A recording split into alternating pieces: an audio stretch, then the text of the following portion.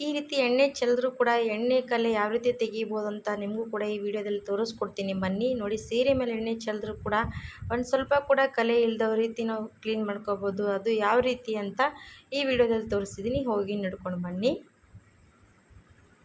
Hi hello ಎಲ್ರಿಗೂ ಕೂಡ ನಮಸ್ಕಾರ. ಬನ್ನಿ ಇವತ್ತೆಲ್ಲ ಯಾವೆಲ್ಲ ಟಿಪ್ಸ್ ತೋರಿಸ್ತೀನಿ ಅಂತ ನೋಡೋಣ. ಇವತ್ತು ಫಸ್ಟಿಗಾಗಿ ತೋರಿಸೋ ಟಿಪ್ಸ್ ಏನಂದರೆ ಈರುಳ್ಳಿ. ನೋಡಿ, ಈರುಳ್ಳಿ ಎಲ್ಲರೂ ಸೀಸನ್ ಬಂದಮೇಲೆ ಇದು ಮಾಡ್ತೀರಾ, ಮನೆಯಲ್ಲಿ ತಂದು ಸ್ಟೋರ್ ಮಾಡಿ ಇಟ್ಕೊಂಡು ಬಿಡ್ತೀರಾ. ಸ್ಟೋರ್ ಮಾಡಿದ್ರೂ ಕೂಡ ಏನಾಗುತ್ತೆ ಅಂದರೆ ಮೊಳಕೆಗಳು ಉಟ್ಕೊಂಡು ಬಿಡುತ್ತೆ. ಮೊಳಕೆ ಆದಮೇಲೆ ಈರುಳ್ಳಿ ಚೆನ್ನಾಗಿ ಬೆಳೀತಾನೆ ಹೋಗುತ್ತೆ. ಎಲ್ಲಾದರೂ ಇರಲಿ, ಬುಟ್ಟಿಯಲ್ಲಿ ಇರಲಿ, ಏನಾದರೂ ಕೂಡ ಇದ್ರೂ ಕೂಡ ಈ ರೀತಿ ಬರ್ತಾ ಇರುತ್ತಲ್ವ, ಅವುಗಳನ್ನು ಯಾವ ರೀತಿ ನಾವು ತಡೆಗಟ್ಬೋದು ಅಂತ ತೋರಿಸ್ತೀನಿ. ನೀವು ಚೀಲಗಟ್ಟಲೆ ಈರುಳ್ಳಿ ತಂದರೂ ಕೂಡ ಟೆನ್ಷನ್ ತೊಗೋಬೇಡಿ. ಆ ರೀತಿ ಮಾಡಿ ನೋಡಿ, ತುಂಬಾ ಯೂಸ್ ಆಗುತ್ತೆ. ಏನಂದರೆ ಈ ರೀತಿ ನೋಡಿ, ನಾವು ಈರುಳ್ಳಿಗಳು ತೊಗೊಂಡಿರ್ತೀವಿ, ಈ ರೀತಿ ಹಿಂದೆಗಡೆ ಏನಾಗುತ್ತೆ, ಸ್ವಲ್ಪ ಒಳಗಡೆ ಮೊಳಕೆ ಉಟ್ಕೊಂಡು ಮೇಲೆಗಡೆ ಬರೋದಕ್ಕೆ ಸ್ಟಾರ್ಟ್ ಆಯ್ತು ಅಂದರೆ ಈರುಳ್ಳಿ ಒಂಥರ ವೇಸ್ಟ್ ಆಗೋ ರೀತಿನೇ ಆಗಿಬಿಡುತ್ತೆ. ಯಾಕಂದರೆ ಮೆತ್ತಗೆ ಆಗ್ತಾ ಬರುತ್ತೆ. ಹಾಗಾಗಿ ಆ ರೀತಿ ಆಗಬಾರ್ದು. ನಿಮಗೂ ಕೂಡ ಯೂಸ್ ಆಗಬೇಕಂದ್ರೆ ಈ ಟ್ರಿಕ್ ನೀವು ಕೂಡ ಫಾಲೋ ಮಾಡ್ಬೋದು. ಏನಪ್ಪ ಅಂದರೆ ಇವಾಗ ನೋಡಿ, ಮೊಳಕೆ ಬರಬೇಕಂದ್ರೆ ಏನಂದರೆ ಕೆಳಗಡೆ ಬೇರೆ ಯಾವ ರೀತಿ ಇರುತ್ತಲ್ವ, ಈ ರೀತಿ ಮೇಲೆಗಡೆದು ಅದು ಕಟ್ ಮಾಡಿ ತೆಗಿಬೇಕು. ಈ ರೀತಿ ಮೇಲ್ಗಡೆ ಭಾಗ ಕಟ್ ಮಾಡಿ ತೆಗೆದ್ರೆ ಕೆಳಗಡೆ ನೀವು ಚೆನ್ನಾಗಿ ಅದು ಈರುಳ್ಳಿ ಬರೋದಕ್ಕೆ ಚಾನ್ಸೇ ಕೊಡೋದಿಲ್ಲ. ಹಾಗಾಗಿ ಈರುಳ್ಳಿ ಬೆಳೆಯೋದು ಇಲ್ಲ. ಈ ರೀತಿ ಈರುಳ್ಳಿ ಮತ್ತು ಚೆನ್ನಾಗಿ ಫ್ರೆಶ್ ಆಗಿ ಇರುತ್ತೆ. ಎಷ್ಟು ದಿವಸದವರೆಗೂ ಕೂಡ ಇಟ್ಕೊಳ್ಳಿ, ಚೆನ್ನಾಗಿರುತ್ತೆ. ನೋಡಿ, ಖಂಡಿತವಾಗಿ ಈ ಟಿಪ್ಸ್ ನೀವು ಕೂಡ ಟ್ರೈ ಮಾಡಿ ನೋಡಿ, ನಿಮಗೂ ಕೂಡ ಯೂಸ್ ಆಗೇ ಆಗುತ್ತೆ. ಈ ರೀತಿ ಮೇಲ್ಗಡೆ ಭಾಗ ಕಟ್ ಮಾಡಿ ಇಟ್ಕೊಂಡ್ಬಿಟ್ಟು ಎಷ್ಟು ದಿವಸದವರೆಗೂ ಕೂಡ ಇಟ್ಕೊಂಡ್ರು ನಿಮಗೂ ಏನೂ ಕೂಡ ಈರುಳ್ಳಿ ವೇಸ್ಟ್ ಆಗೋದಿಲ್ಲ. ಟ್ರೈ ಮಾಡಿ ನೋಡಿ, ನಿಮಗೂ ಕೂಡ ಯೂಸ್ ಆಗುತ್ತೆ. ಇವಾಗ ಮತ್ತೊಂದು ಸೆಕೆಂಡ್ ಟಿಪ್ಸ್ ಏನಂದರೆ ಸೀರೆ. ಎಲ್ಲರೂ ಕೂಡ ಸೀರೆ ಉಟ್ಕೊಳ್ಳೋರು ಇದ್ದೇ ಇರ್ತಾರೆ. ಅವರಿಗಾಗಿ ತುಂಬಾ ಯೂಸ್ಫುಲ್ ಆಗುವಂಥ ಟಿಪ್ಸ್ ಅನ್ಬೋದು. ಯಾಕಂದರೆ ಸೀರೆ ಉಟ್ಕೊಳ್ಳುವಾಗ ಏನಾದರೂ ಒಂದು ಮಿಸ್ಟೇಕ್ ಆಗ್ತಾನೆ ಇರುತ್ತೆ. ಏನಪ್ಪ ಅಂದರೆ ಸೀರೆ ನೋಡಿ, ನಾವು ಪಿನ್ ಮಾಡ್ತೀವಿ. ಪಿನ್ ಮಾಡಿದಾಗ ಈ ಸೀರೆ ಕೂಡ ಈಗ ಪಿನ್ ಮಾಡಿದಾಗ ಈ ರೀತಿ ನೋಡಿ, ಚೆನ್ನಾಗಿ ಪಿನ್ ತೊಗೊಂಡಿರ್ತೀವಿ. ಚೂಪಾಗಿರೋವಂಥ ಪಿನ್ ತೊಗೊಂಡ್ಮೇಲೆ ಚುಚ್ಚಿ ನಾವು ಪಿನ್ ಮಾಡ್ಕೊಂಡಿರ್ತೀವಿ. ಪಿನ್ ತೆಗೆಯುವಾಗ ಸೀರೆ ಎಲ್ಲಾದರೂ ಸ್ವಲ್ಪ ತೂತ ಬಿದ್ದಿರೋ ಥರ ಆಗುತ್ತೆ, ಇಲ್ಲಾಂದರೆ ಸ್ವಲ್ಪ ಡ್ಯಾಮೇಜ್ ಥರ ಆಗ್ತಾನೆ ಇರುತ್ತೆ. ಆ ರೀತಿ ಆಗಬಾರ್ದು. ನಿಮಗೂ ಕೂಡ ಸೀರೆ ಚೆನ್ನಾಗಿರಬೇಕು, ನೀವು ಉಟ್ಕೊಂಡಾಗ ಚೆನ್ನಾಗಿ ಕಾಣಿಸುತ್ತೆ. ಅದು ಸೀರೆ ಕೂಡ ಚೆನ್ನಾಗಿ ಇಟ್ಕೋಬೇಕಂದ್ರೆ ಅದು ಕೂಡ ಕೇರ್ ತೊಗೊಳ್ಳೇಬೇಕಾಗುತ್ತೆ.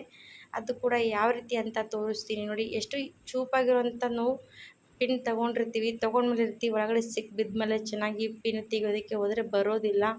ಆ ರೀತಿ ಆಗಬಾರ್ದು. ನಿಮಗೂ ಕೂಡ ಯೂಸ್ ಆಗೋ ರೀತಿ ನಾನು ಟಿಪ್ಸ್ ತೊಗೊಂಬಂದಿದ್ದೀನಿ. ತುಂಬಾ ಸರಳ ಟಿಪ್ಸ್ ಅನ್ಬೋದು. ಈ ಟಿಪ್ಸ್ ನೀವು ಕೂಡ ಮನೆಯಲ್ಲಿ ಯೂಸ್ ಮಾಡೋದೇ ನೋಡಿ. ಇವಾಗ ನೋಡಿ, ಮೇಕಪ್ ಮಾಡುವಾಗ ಟಿಕ್ಲಿ ಹಚ್ಕೊಳ್ತೀರಲ್ಲ, ಟಿಕ್ಲಿ ಹಚ್ಕೊಳ್ಳುವಂಥ ಟಿಕ್ಲಿ ಎಷ್ಟರ ತೊಗೊಂಡ್ಬಿಡ್ಬೇಕು. ನೀವೇನಂತರ ಗೊತ್ತಿಲ್ಲ, ನಮ್ಮ ಕಡೆ ಮಾತ್ರ ಟಿಕ್ಲಿ ಅಂತೀವಿ ನಾವು. ಇವಾಗ ನೋಡಿ, ಈ ರೀತಿ ಬೊಟ್ಟು ತೊಗೊಂಡು ಟಿಕ್ಲಿ ಬೊಟ್ಟು, ಅದು ಹಚ್ಕೊಳ್ಳೋ ಬೊಟ್ಟು ಇರಬೇಕಂದ್ರೆ ಈ ರೀತಿ ಹಿಂದ್ಗಡೆ ಭಾಗ ತೆಗೆದು ಅದರಲ್ಲಿ ಚುಚ್ಕೋಬೇಕು ಪಿನ್ನು ಫಸ್ಟಿಗೆ. ಈ ಕಡೆ ಜಿಗಟ ಇರುತ್ತಲ್ವ, ಅದು ಈಗ ಜಿಗಟ ಇರೋ ಭಾಗ ಮುಂದುಗಡೆ ಮಾಡಬೇಕು. ಇವಾಗ ಪಿನ್ ಚುಚ್ಕೊಂಡ್ಬಿಡಿ ನೋಡಿ, ಈ ರೀತಿ ಹೋಲೊಳಗಡೆ ಚುಚ್ಕೊಂಡು ಬಿಡಬೇಕು ಪಿನ್ನು. ಮಧ್ಯದಲ್ಲಿ ಈ ರೀತಿ ಚುಚ್ಕೊಂಡು ಬಿಟ್ವಿ ಅಂದರೆ ನಾವು ಈ ಸೀರೆಗೆ ಪಿನ್ ಮಾಡಿದಾಗ ತುಂಬಾ ಈಸಿಯಾಗಿ ಸೀರೆ ಒಳಗಡೆ ನೋಡಿ ಚೆನ್ನಾಗಿ ಪಿನ್ ಹೋಗುತ್ತೆ. ಹಿಂದ್ಗಡೆ ತನಕ ಪಿನ್ ನೋಡಿ ಚೆನ್ನಾಗಿ ಬರೋದಿಲ್ಲ. ಆ ರೀತಿ ಬರದೇ ಇರೋ ರೀತಿ ನೋಡ್ಕೊಳ್ಬೇಕಂದ್ರೆ ಈ ರೀತಿ ಟ್ರೈ ಮಾಡಿದ್ರೆ ನಿಮಗೂ ಕೂಡ ಸೀರೆ ಕೂಡ ಡ್ಯಾಮೇಜ್ ಆಗೋದಿಲ್ಲ ಮತ್ತು ಚೆನ್ನಾಗಿರುತ್ತೆ. ಪಿನ್ ಮಾಡೋ ರೀತಿ ಎಷ್ಟು ಬೇಕಾದರೆ ಎಂಥ ಸ್ಟೋನ್ ಇದ್ರೂ ಕೂಡ ಪರವಾಗಿಲ್ಲ, ಅಲ್ಲಿ ಪಿನ್ ಮಾಡ್ಕೋಬೋದು. ನೋಡಿ ಎಷ್ಟು ಕರೆಕ್ಟಾಗಿ ಈ ರೀತಿ ನಾವು ಏನಂದರೆ ಟಿಕ್ಲಿ ಹಚ್ಕೊಂಡಿರ್ತೀವಲ್ವ, ಅದು ಏನಾಗುತ್ತೆ ಅಂದರೆ ಅಲ್ಲಿ ಎಲ್ಲಿ ಹಚ್ಕೋತೀವಿ ಅಲ್ಲಿ ಮೆತ್ಕೊಂಡು ಕೂತ್ಕೊಂಡು ಬಿಡುತ್ತೆ, ಜಾಸ್ತಿ ಒಳಗಡೆ ತನಕ ಹೋಗೋದಿಲ್ಲ. ಈ ಟ್ರಿಕ್ಸ್ ನೀವು ಕೂಡ ಫಾಲೋ ಮಾಡಿ ನೋಡಿ. ಮತ್ತೊಂದು ಸೆಕೆಂಡ್ ಟಿಪ್ಸ್ ಅನ್ಬೋದು. ಇದು ಥರ್ಡ್ ಟಿಪ್ಸು ಏನಪ್ಪ ಅಂದರೆ ಸೀರೆ ಎಲ್ಲರೂ ಕೂಡ ಉಟ್ಕೊಳ್ತೀರಾ. ಉಟ್ಕೊಳ್ಳುವಾಗ ಏನಾದರೂ ಆಗ್ತಾನೆ ಇರುತ್ತೆ. ಏನಂದರೆ ನೀವು ಸೀರೆ ಉಟ್ಕೊಂಡು ಅಡುಗೆ ಮಾಡ್ತಾ ಇರ್ತೀರಾ, ಎಲ್ಲ ದೇವಸ್ಥಾನಕ್ಕೆ ಹೋಗಿರ್ತಾರ.